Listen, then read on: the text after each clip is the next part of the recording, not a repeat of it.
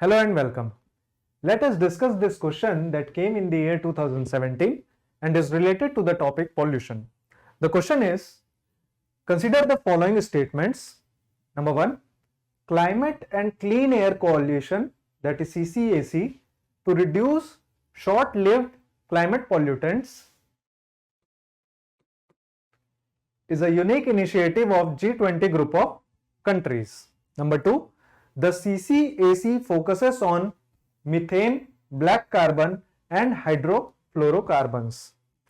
First of all, this Climate and Clean Air Initiative, this was found by a group of 6 countries along with UNEP.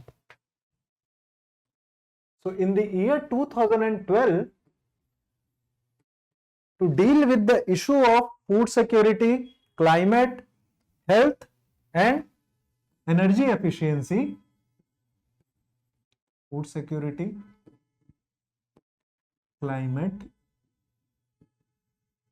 health and energy efficiency, 6 countries formed this group along with UNEP, and these 6 countries were Canada, USA, Sweden, Mexico, Ghana and Bangladesh, plus United Nations Environment Program. So they formed CCAC. Currently there are around 160 members. 160 members now.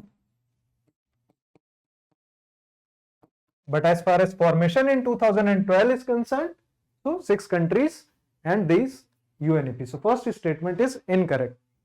Now as far as SLCP is concerned, short-lived climate pollutants are concerned, SLCPs are basically those pollutants that have less than 30 years of life in the atmosphere but has more global warming potential than carbon. So they have more global warming potential. Some compounds, some pollutants, they have around hundreds to thousands times more global warming potential even in this short time period. So the release of that can be minimized and hence CCAC was formed.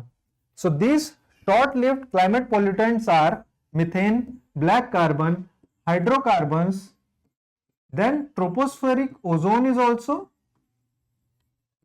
SLCP, and various other volatile organic compounds can be termed as SLCP or short-lived climate pollutants.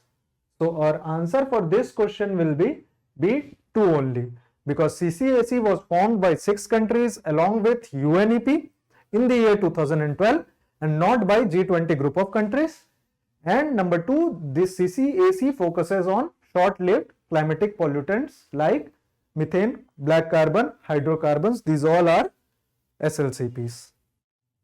Thank you.